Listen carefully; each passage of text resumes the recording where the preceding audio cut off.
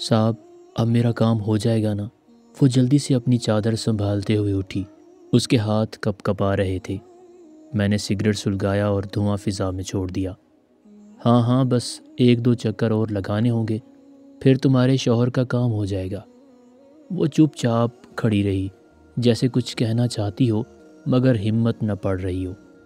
میں نے اس کے سراپے پر ایک آخری نظر ڈالی اور کرسی سے اٹھ کر بالوں میں ہاتھ پھیرا۔ اچھا میں چلتی ہوں، کب آنا ہوگا؟ میں خود بتا دوں گا، بس رابطے میں رہو۔ اس نے سر ہلایا، دروازے کے قریب پہنچی اور باہر نکلنے سے پہلے چادر ٹھیک کرنے لگی۔ میں نے دیکھا اس کی چادر الٹی تھی۔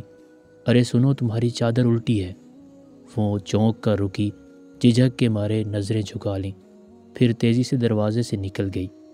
میں نے گہرا سانس لیا اور فون اٹھا کر دفتر کے مینیجر کو میسج کیا کہ وہ اس کے شوہر کے تبادلے کا کام جلدی مکمل کرے۔ گھر پہنچا تو دروازہ کھلنے سے پہلے ہی میری بیوی کی آواز سنائی دی، عمر آج مجھے ایک بڑی خوشخبری ملی ہے۔ وہ خوشی سے دمک رہی تھی، اس کی آنکھوں میں ایک چمک تھی جو کئی دن بعد نظر آئی تھی۔ میں نے بے دلی سے مسکرا کر پوچھا، کیا ہوا؟ بینک میں میری ترقی کی بات چل رہی ہے۔ مینیجر صاحب نے کہا ہے کہ میں ان کی پسندیدہ ملازمہ ہوں، بس تھوڑا وقت لگے گا مگر کام ہو جائے گا۔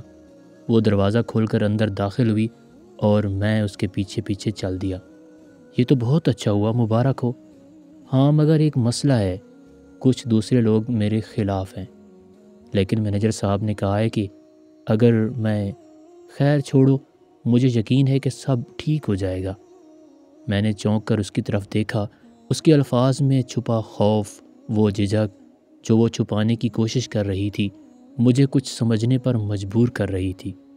اور پھر میری نظر اس کی چادر پر پڑی، وہ الٹی تھی۔ میں نے بے اختیار آنکھیں بند کر لیں۔ ایک لمحے میں سب کچھ الٹا محسوس ہوا، جیسے میں کسی گہرے اندھیرے میں کھڑا تھا، جہاں نہ روشنی تھی نہ سایہ، بس ایک خالی بے معنی سچائی۔